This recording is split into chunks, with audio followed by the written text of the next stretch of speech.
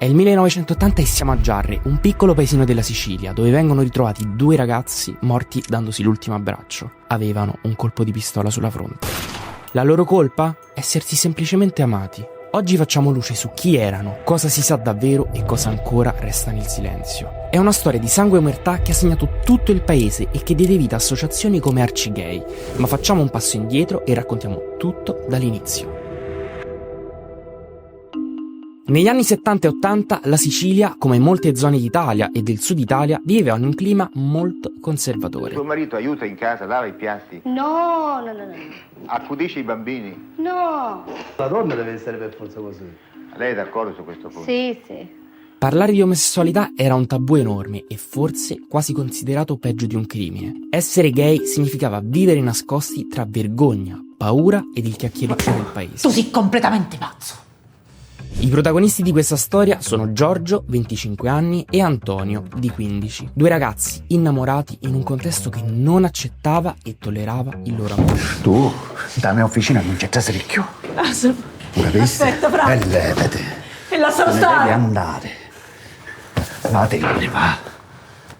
A Giarre tutti li conoscevano come i ziti, ovvero i fidanzati. Amavano stare insieme e si tenevano per mano. Giorgio era dichiaratamente gay, ma non perché avesse fatto coming out, ma perché all'età di 16 anni fu sorpreso dai carabinieri mentre era in auto con un altro ragazzo e perciò fu denunciato e marchiato a vita. Puppu co bullu, che vuol dire l'omosessuale con il bollo, con il marchio. Questo era il soprannome con cui veniva deriso dal paese da quando era stato messo per iscritto che lui faceva cose con ragazzi. E tenersi per mano era allora una vergogna, un atto osceno, una stranezza d'amori. Il 17 ottobre 1980 Giorgio e Tony scompaiono di casa. Per 2 settimane nessuna traccia, nessuna spiegazione. Poi il 31 ottobre vengono ritrovati sotto un pino, nella zona Vigna del Principe. Sono mano nella mano, fianco a fianco, ma nessuno dei due respira.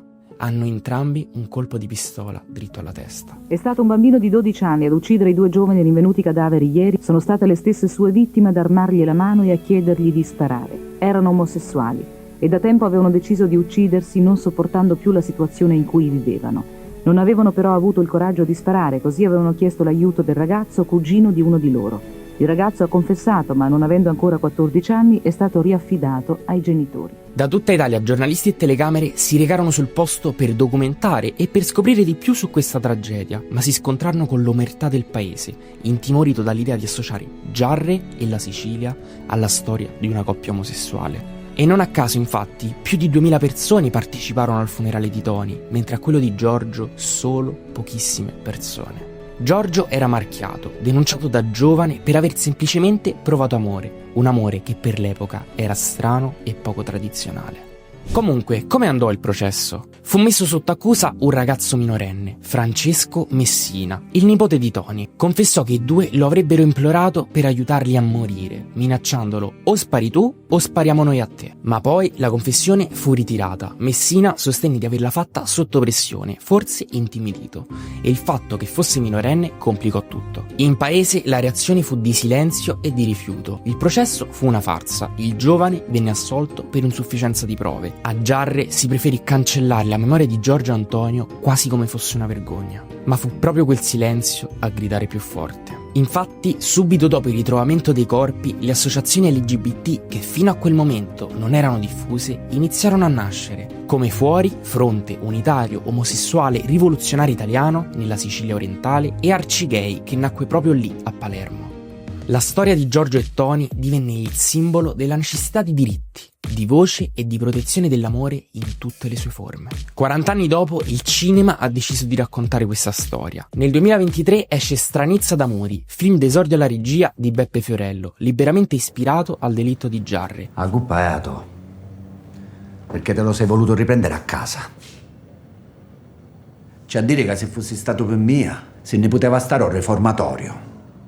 Il titolo riprende una canzone di Franco Battiato e racconta l'amore tra i 2 adolescenti siciliani nel 1980. Parano tuzzite, parano.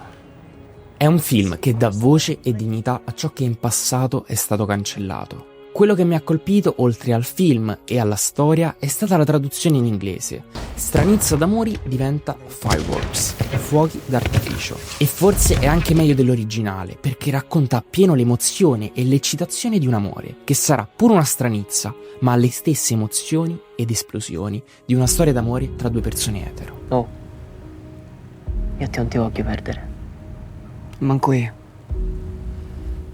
Allora la soluzione si trova. Fidati.